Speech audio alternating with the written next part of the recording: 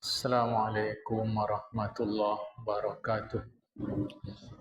Alhamdulillah Rabbil Alamin. Wassalatu wassalamu ala ashrafil anbiya wal mursalin. Habibina maulana Muhammadin wa ala alihi wa sahbihi ajma'in. Man yahdillah fala mudilla lahu wa man yudlil fala hadiyalah. قال المصنف رحمه الله تعالى ونفعنا بعلومه في الدارين آمين ثم قال. Hai murid, lain daripada yang demikian itu, maksudnya sedekah. Kemarin itu kita mengaji tentang sedekah. Sebab itulah dikata as-sakha'u kanzul jannati, yang murah itu, dermawan itu adalah perbendaharaan surga. Jadi salah satu dari sekian banyak jalan masuk ke dalam surga adalah menjadi dermawan, bersedekah jamaah ya. Barang siapa tiada masuk ia ke dalamnya, ke dalam dermawan itu, niscaya tiadalah masuk ke dalam surga. Ini supaya dapat kita fahami, kesalihan itu ada kalanya kita ke Allah, ada kalanya kesalihan itu kita ke makhluk Allah. Jadi tidak semata kepada Allah Ta'ala saja, jamaah. Justru orang-orang yang rajin solat tapi tidak soleh ke masyarakat, ini kena ancaman. Ancamannya surat Al-Ma'un. Perhatikan surat Al-Ma'un itu. Solat tapi tak peduli kepada orang lain, jamaah. Itu kena ancaman ya. Sebab itulah sabda Nabi Muhammad sallallahu alaihi wasallam disebutkan as-sakhiyul jahulu ahabbu ilallahi ta'ala minal abidil bakhili. yakni orang murah, orang dermawan yang amat jahil itu terlebih kasih kepada Allah daripada orang yang ibadat tetapi yang kikir, pelit jikalau ada ia alim sekalipun. Jadi Allah lebih mengasihi orang dermawan tapi bodoh, orang bodoh tapi dermawan. Itu lebih dikasihi Allah dari orang yang beribadah walau berilmu sekalipun tapi pelit.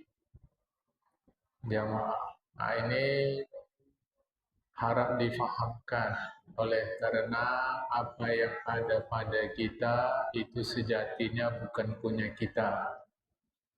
Apa yang ada pada kita itu lebih karena Allah percaya kita akan mampu menggunakannya. Tapi ternyata kita tak gunakan sesuai dengan yang diperintah Allah. Jatuhlah kita jadi bakhil, pelit, jamaah. Dan tiada perangai hak Allah Ta'ala akan aulianya itu melainkan dengan murah hati. Tiada perangai maksudnya tiada tindakan Allah Ta'ala kepada kekasihnya itu melainkan dengan sebab murah hati dan baik perangai.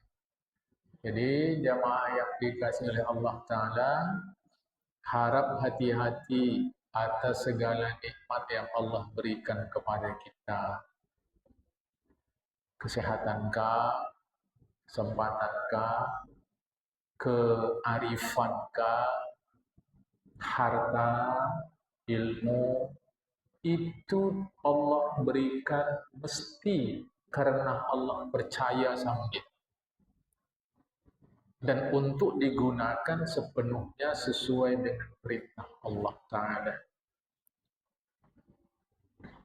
Tak akan Allah berikan kita kebijakan kecuali karena Allah tahu itu akan kita gunakan untuk kehidupan. Nyatanya tak kita gunakan. Tak akan Allah beri kita harta kecuali karena Allah tahu akan kita gunakan. Jamaah ini mau hati-hati. Dan adalah Nabi Muhammad Sallallahu Alaihi Wasallam berkata, tiada kurang harta daripada memberi sedekah. Dengan kita memberi, harta itu tak berkurang. Jamaah. Angka nampaknya berkurang. Uang kita 2.000 kasih sama orang lain. Nampak angka berkurang. Tetapi sesungguhnya tidak. Karena apa? Karena memang yang 2.000 itu sesungguhnya milik orang lain. Hanya Allah titipkan kepada kita.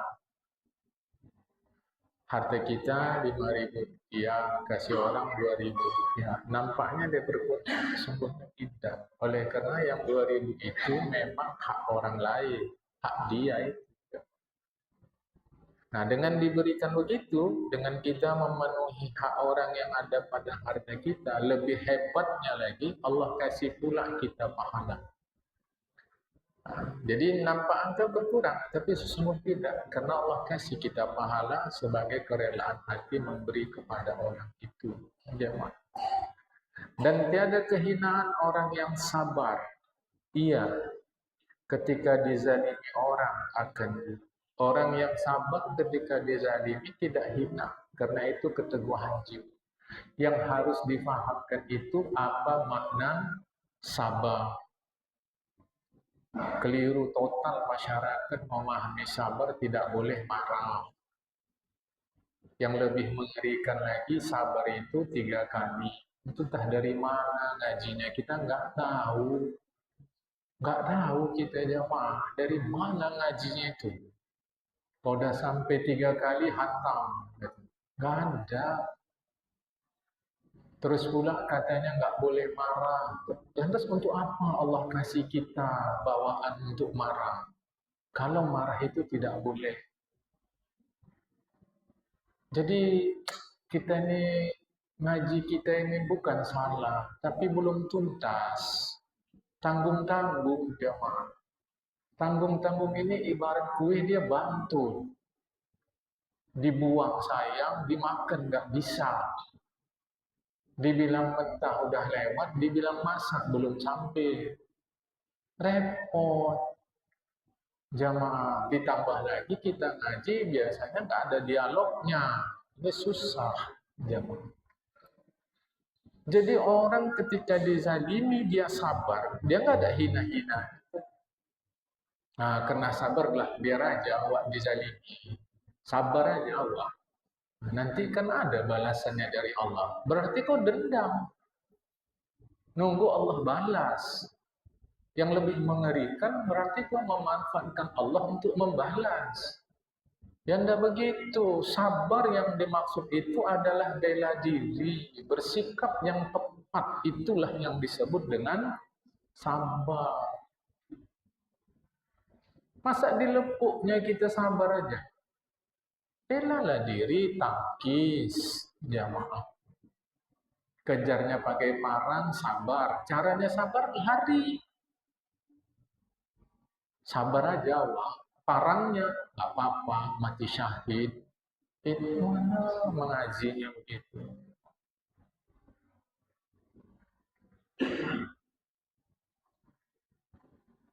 Jadi nggak ada hina-hinanya orang sabar ketika dizalimi. Jamaah. Ya. Nah, tapi apa yang dimaksud dengan sabar itu? Sabar itu adalah tepat bersikap, tetapi bertambah mulianya. Itu kata Rasulullah, tidak berkurang harta kalau kita memberi sedekah. Jemaah. Kasih. Dan Islam nggak pernah mengajarkan Biar sikit asal ikhlas tuh nggak ada ngajinya, nggak ada. Kecuali kalau memang dia miskin dia. Adanya cuma itu. Barulah berlaku. Biar sikit asal ikhlas. Dalam Islam nggak ada jamaah. Yang lebih ngeri dia sedekah itu udah 2.000 perak. Pakai isolatif lagi. Uang tadi jamaah. Aku bukan menghinakan ya. Coba kita berpikir secara cerdas dulu. Jajan anak TK aja berapa sekarang? Ada anak TK sekarang nih jajannya 2.000 perak. Tahu-tahu kita masuk surga pakai 2.000 perak, isolatif lagi. Alasannya biar sikit, asal ikhlas. Ikhlas tuh dapatnya apa? Pahala atau bukan? Oke, kau sikit dapat pahala. Pertanyaan, atau mau banyak pahala apa sikit? Tentu kan mau banyak. Ya jangan 2.000. Ini aja duit abah adanya. Ayo buka kantong kau. Ya. Islam nggak mengajarkan itu. Bismillahirrahmanirrahim. Lan tanalul birra hatta tunfiqu mimma tuhibbun. Sampai kapanpun kalian nggak akan dapat pahala kecuali kalian memberi sebahagian yang kalian masih suka. Kan Quran itu. Memberi tidak mengurangi harta. Karena itu memang hak dia. Dia mau. Jadi nampaknya angka berkurang tapi pahala tidak. Sabar tidaklah hina. Dan tidaklah menuntut seseorang akan sesuatu melainkan papa jua, miskin. Orang yang mencari, mengharap sesuatu, sesungguhnya miskinlah dia. Ya, nah, tapi dia kaya raya. Masih mencari juga, mencari mengharap sana sini, itulah disebut dengan miskin jiwa. Ya, jangan dikira orang kaya-kaya itu kaya jiwanya, enggak. Belum tentu, malah boleh jadi yang kaya jiwanya yang secara zahir miskin harta. Tapi hatinya ridho dengan harta yang Allah Ta'ala berikan. Itu dengan catatan tidak mati usaha. Jadi jamaah yang dikasih oleh Allah Ta'ala, kalau orang masih mencari, ingin ini, ingin itu, ingin ini, itu jiwa masih miskin. Hanya satu yang kita boleh betul-betul miskin, yaitu pahala. Makanya para ulama mereka selalu menyebut al-haqir, al-faqir, al-mu'tarif bizunubi. Selalu ulama sebut. Al-haqir yang maha hina dina. Al-faqir yang maha miskin. Kemana maksudnya itu? Ke Allah Ta'ala. Jadi kita ni semua ke Allah Ta'ala maha miskin. Allah yang kaya. Sebab tu kita terus-terus mengharap kepada Allah. Cuma itu yang boleh kita mencari terus-menerus tak berhenti. Lantas kalau gitu saya kerja cari duit salah? Tidak. Di mana letak tidak salahnya? Kok macam beratuk dengan gajinya? Sebab kita mencari duit memenuhi tanggung jawab untuk diri kita, untuk istri kita, untuk anak kita yang di akhirat akan dipertanggungjawabkan nanti kehadirat Allah Ta'ala. Kaya jiwa adalah hidup di jemaah. Orang yang banyak harta belum tentu kaya jiwanya, tapi tak satu dua pula orang yang kaya harta kaya jiwa. Mudah-mudahan yang tak punya harta itu kayalah jiwanya. Meskipun tak sedikit juga yang miskin harta juga miskin jiwa. Jangan kita ulangi kecelakaan masyarakat yang kosong jiwanya, jemaah. Ini dunia ini bergerak terus nih. Salah satu hikmah 200 tahun peperangan Kristen melawan Islam. Islam melawan Kristen dalam perang salib itu adalah terbukanya pemahaman sebahagian orang Kristen terhadap ajaran Islam. Jamaah. Selain dulu mereka pernah mengaji kepada orang Islam di Grenada, Spanyol. Berlanjut sampai sekarang, jamaah.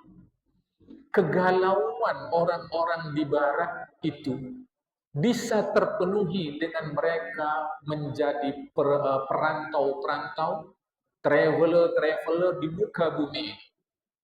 Mereka pergi ke timur, jumpa India, mereka ikut agama Hindu, sampai ke Cina ikut agama Buddha, ikut Konghucu, sampai ke Jepang ikut agama Shinto, sampai ke Indonesia ikut agama Islam. Dan mereka merasakan ada bahagian jiwa kosong yang perlu diisi, itulah dengan agama. Nah, ini jangan terulang sama kita. Agama kita ini sudah diberikan khusus untuk kita penuhi zahir, penuhi batin. Kayakan zahir, kayakan jiwa. Kalau toh ternyata zahir nasiblah kita memang miskin harta, jangan sempat miskin jiwa.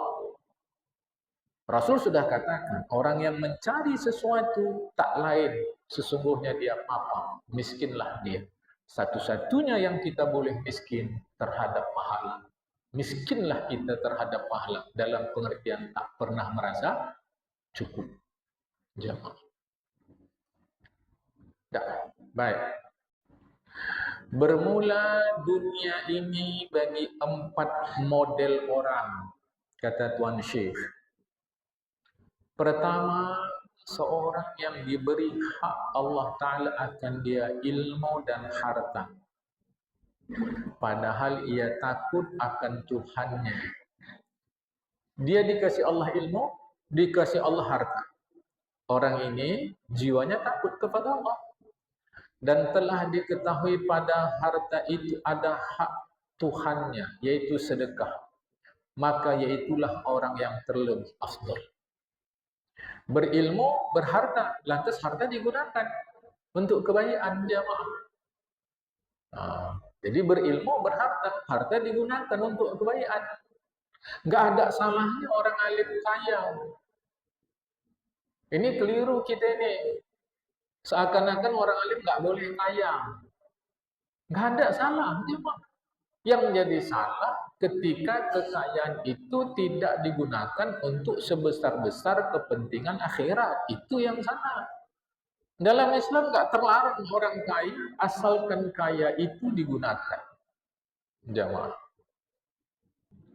Tahu-tahu ada pemahaman ustaz enggak boleh punya harta. Yang enggak.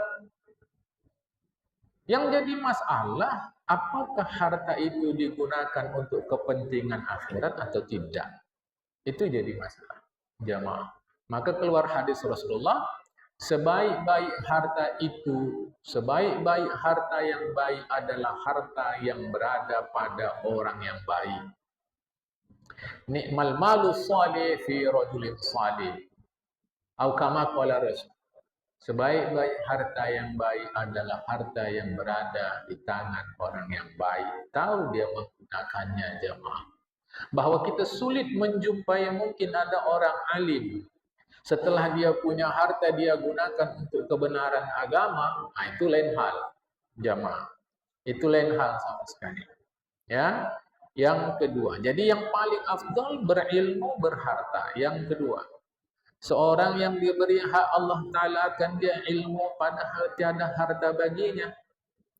Tetapi ia benar niatnya. Awas. Dia punya ilmu, enggak punya harta. Tetapi niatnya benar. Macam mana niatnya benar ini? Padahal berkata ia, jika ada bagiku harta, niscaya aku beri sedekah. Maka pahala itu seperti pahala orang yang memberi sedekah. Perhatikan. Dia punya ilmu tapi tak punya harta. Berniat kepada Allah, niatnya baik. Kalau aku ada harta, aku akan bersedekah. Maka pahala dia seperti, perhatikan kalimat itu, seperti pahala orang yang memberi sedekah, bukan sama. Oh, kalau kita niat baik aja, Dah sama pahala kita dengan orang yang berbuat baik. Nggak ada ngajinya itu jemaah. Kita berniat baik, jujur benar, tapi tak kita bisa buat, maka pahala kita seperti pahala orang yang berbuat baik. Dalam setiap perbuatan ada dua unsur. Satu, qasdul ibadah. Dalam setiap ibadah ada dua bahagian. Satu, qasdul ibadah, niat beribadah. Kedua, fi'lul ibadah, pelaksanaan ibadah itu. Jadi ada dua. Ada qasdul ibadah, ada fi'lul ibadah. Si fulan ada qasdul ibadahnya. Saya punya duit mau sedekah. Kemudian fi'lul ibadah, dia lakukan sedekah tadi. Dapatlah dia pahala. Pahala niat dapat, pahala buat dapat. Kita sekarang belum punya harta, tapi punya niat. Ya Allah, kalau aku ada harta, sedekah aku. Kalau niat kita ini jujur, saat itu kita dapat pahala qasdul ibadah. Niat beribadah. Bukan niat bersedekah. Sebab kita tak bersedekah. Mana sedekah? Kita duit tak ada. Jamaah, tapi ada niat. Itu namanya pahala niat. Jujurkah orang ini? Tengok nanti saat Allah Ta'ala kasih dia duit. Sedekah dia tidak? Ternyata tidak. Maka yang dulu pun sesungguhnya dia tidak diberi pahala karena tidak jujur. Tepuk dada tanya iman. Tak apa, yang penting niat aja awak. Asalkan niat dapatlah tu pahala. Saya gitu ya. Itu keliru. Apa buktinya kau berniat baik? Saat ada kesempatan, kau mengeksekusi perbuatan baikmu itu. Tapi saat kesempatan, belum ada duit, pingin sedekah. Dah ada duit, beli mie balap. Sedekah, tak buat, lupa. Pas sakit, pingin tahajud. Pas sehat, tidur jalan terus. Oh, ini bahasa Melayu sebutnya cengkunek. Ya, cengkunek. Kan? Cengkunek. Dia mau. Ada kesempatan dia tak buat. Tak ada kesempatan dia ingin buat. Sedap ya kalian yang umroh ni ada duit kalian. Awak pun mau. Tuh Allah kasih duit untuk umroh tadi. Renovasi rumah dia tu. Coba. Mana pahala dia waktu niat untuk berbuat umroh dulu waktu tak ada duit? Ada pahala aja mah. Jadi ada qasdul ibadah, ada fi'lul ibadah. Seluruhnya begitu. Ada niat, ada buat. Jamaah. Itu yang kedua. Yang ketiga. Seorang yang diberi akan dia harta tiada ilmu baginya. Harta ada, ilmu tak ada. Padahal dia kikir, pelit, kedekut. Maka iaitulah yang terlebih jahat manusia. Ilmu tak ada, harta ada. Habis begitu saja harta tadi, tidak digunakan mencari pahala. Nanti orang salah faham. Kalau gitu duit awak sedekah ke masjid aja lah. Itu karena tak ada ilmu. Kalau ada ilmu kan kita sudah bagi tahu. Ibadah itu ada mahdoh, ada ghairu mahdoh. Bangun masjid ni mahdoh lah pula. Tapi kita tengok tetangga kita, masak kita saja mau beras enak, kita belikan untuk tetangga kita. Mana ada hadisnya itu, belikanlah beras enak untuk tetangga. Kita belikan, dapatlah kita ibadah ghairu mahdoh. Jamaah. Ini harap dipahamkan. Jalan kita ini saya tengok ramai ni, kendaraan lewat-lewat ramai. Kadang ada yang mau lewat tertunggu dia lama. Awak seberang kan? Itulah ibadah ghairu mahdoh, dapatlah pahala. Jamaah besar kali pahalanya itu. Hanya sekedar melewatkan orang saja, membantu lewat saja jemaah. Kita pulang naik kereta sendiri, boncengan kosong, tahu kita kawannya akan ke sana, apa salah aja? Apa salah aja? Jamaah, ajak, yuk naik. Itu besar kali pahalanya itu jamaah. Jadi ada orang punya harta tapi tak ada ilmu. Maka dia gunakan uangnya, lantas dia pelit luar biasa. Dengan alasan masing-masing lah, harta masing-masing, usaha masing-masing. Itu pelit luar biasa jamaah yang dikasihi Allah Ta'ala. Ini jahat manusia. Keempat, seorang tiada diberi hak Allah Ta'ala akan dia ilmu dan harta. Ilmu tak ada, harta tak ada. Padahal berkata ia, jika ada bagiku harta, niscaya ku belanjakan akan dia kepada perbuatan dunia seperti si fulan. Maka dosa orang itu seperti dosanya jual. Jika dia ilmu tak ada, harta tak ada, cuma ada hati dia. Kalaulah ada duit, mau juga awak main-main macam si fulan ni lah. Jamaah. Untuk kepentingan dunia yang maksiat, awas, maka berdosalah dia dengan niatnya itu. Jamaah, ini hati-hati, jangan salah faham jamaah, untuk kepentingan dunia yang maksiat. Satu saya mau sampaikan, apa yang dimaksud dengan dunia? Dunia adalah ma la yashabuka fil akhirah. Dunia adalah apa saja yang tidak menjadi kawanmu di akhirat. Itulah dunia. Ma la yashabuka fil akhirah. Apa saja yang tiada menjadi kawanmu di akhirat, itulah dunia. Sembahyang ini bentuk zahirnya akhirat, tapi kita sembahyang supaya disegani orang, maka sembahyang itu jadi dunia, walau bentuknya akhirat. Puas haji, haji itu bentuknya akhirat, jamaah, tapi karena salah niat supaya segan orang sama awak, jangan petantang petenteng kali. Awak pun dah bisalah dipanggil haji sekarang.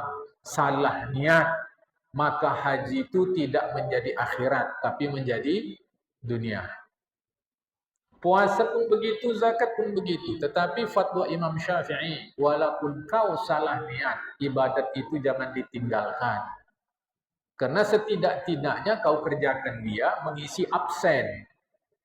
Bahwa kau solat, tapi sambil terus memperbaiki diri. Begitu kira-kira jamaah. Jangan salah kaji nih. Hidup kita ini bukan untuk dunia, tapi untuk akhirat. Dunia ini halte menuju akhirat. Yang jadi soal ketika orang salah paham apa dunia, apa akhirat. Yang dia pahami akhirat itu sembahyang, puasa, zakat, haji, baca Quran, sedekah, wirid, zikir, itu saja. Padahal saya sudah bagi tahu, ibadah itu ada mahdhah, ada ghairu mahdhah. Sampai di dalam hadis dhaif disebutkan, seorang suami keluar cari nafkah untuk keperluan anak istrinya, matilah dia di tengah jalan. Dia mati, disebut mati syahid akhirat. Kita ini terlampau sempit memahami hal ini jamaah. Enaklah kalian bisa ngaji, aku tak bisa, malam jualan, paling ngaji subuh pun kalau ada. Ini salah nih, ini salah. Sebab jualan dia itu mencari nafkah. Kalau diniatkan untuk memenuhi tanggung jawab, untuk menjaga harga diri dia, menjaga anak bini dia, masuklah ini ibadah. Sampai berpeluh, berkeringat. Ibadah, pahala. Kadang sedang cari duit itu ditimpa hujan, dimaki orang, dihina orang. Masa ini tidak dihitung pahala? Kejam kali agama ini jamaah. Maka ini nampaknya dunia, tapi sesungguhnya dia akhirat. Jadi keliru juga kalau dia bilang, kita enak kali mengaji, dia cari duit, aku ini dunia. Tidak, itu akhirat. Bila niatnya memang benar jamaah. Oke? Hai murid, jangan kiranya loba engkau akan harta dunia seperti ini. Harta dunia ini jangan loba, jangan serakah, jangan congok. Jangan, jamaah. Lantas kita berpaham, ini aja dapat, sudahlah. Lihat sambungannya. Melainkan sekedar hajat jual. Berapa hajat kita inginkan surga? Sebegitu besar kita inginkan harta dunia untuk jalan masuk ke surga. Dengan uang kita yang 10 juta, kita hanya bisa sedekah 5 juta saja. Kita ingin bisa sedekah sampai 10 juta. Mau tak mau bekerja lebih keras untuk hasilkan itu. Jadi kata-kata sekadar ini dipahamkan sikit. Padahal berapa kadar hebat surga yang ingin kita, sebegitulah mesti banyak harta yang kita korbankan di dunia. Ya Rasulullah, enaklah orang kaya-kaya ini. Kata sahabat itu ke Rasulullah. Enaklah orang kaya-kaya ini ya Rasulullah. Banyak harta orang tuh. Bisa nolong orang. Waktu Rasulullah perang lawan orang kafir, mereka bisa derma. Orang-orang miskin diperlukan, bisa juga. Macam kami yang miskin-miskin nih, cemana ya Rasulullah? Jangan begitu. Kira-kira hadis itu panjang sekali jemaah. Panjang sekali hadis itu. Kata Rasulullah, untuk kalian yang miskin-miskin ini pun bisa juga. Baca subhanallah 33 kali, alhamdulillah 33 kali, Allahu Akbar 33 kali. Itu untuk yang miskin. Yang kaya, hartanya keluarkan. Hartanya keluarkan. Jangan pula si kaya nanti, ini pun dah sama pahalanya. Berdangkit dia pada hartanya, cukup baca zikir-zikirnya aja. Jemaah itu keliru. Lazim, ya begitu ya Rasulullah, bisa begitu? Ya bisa, ulang. Jemaah. Sahabat ulang. Jadi yang miskin pun kalau memang betul miskin, masih ada kesempatan kita berbuat baik dengan berzikir-zikir tuh. Jangan sempat harta sudah miskin, jiwa pun miskin, putus hubungan dari Allah Ta'ala. Jangan putuskan. Yang kaya pula, samping bisa berzikir, bisa bersedekah. Dia maaf. Apa contohnya di sini? Yaitu hingga memadalah nafkah dirimu, anakmu, istrimu. Jika ada lebih yang lain daripada yang demikian itu, maka belanjakan olehmu kepada jalan kebajikan. Wallahul muwaffiq. Jemaah. Saya belum punya istri, belum nikah pun, masih sendiri. Cari harta untuk menjaga diri kita. Jangan harga diri kita dihina orang. Oh, saya sudah punya istri, belum punya anak. Cari untuk kita dan istri. Saya sudah punya istri, punya anak. Cari untuk kita, istri dan anak. Cukup. Tapi terpandang saya juga rumah si Fulan tu. Tak sedap juga. Jarang awak nengok anak dia berjajan. Saya mau cari untuk nafkah saya, istri saya, anak saya, dan anak si Fulan. Biar dia bisa jajan. Ku tengok kalau sekolah dia, kuning-kuning baju itu sudah. Tak puas hatiku. Mudah-mudahan dapat aku duit. Untukku, istriku, anakku, anak si Fulan tu mau ku gantikan baju dia. Sekedar berapa surga yang kita inginkan, sekedar itulah harta yang kita cari. Jamaah. Tapi kena salah faham, ini aja udahlah. Padahal sebetulnya dia bisa berusaha dapat harta lebih banyak lagi, jamaah, untuk menolong orang. Tapi dia tidak. Hati-hati ancaman surat Al-Ma'un terhadap orang-orang yang solat tapi tak peduli kepada orang lain. Baik. Akan datang ngaji kita suka terkenal. Namanya hubbul jah. Kalau guru-guru kita dulu sebutnya suka gah. Kalau bahasa orang sekarang prestise. Nama baik. Ringkas katanya dia suka terkenal, suka masyhur. Jemaah. Hati-hati ini, ya, itu akan datang. Malam ini sampai sini. Assalamualaikum warahmatullahi wabarakatuh.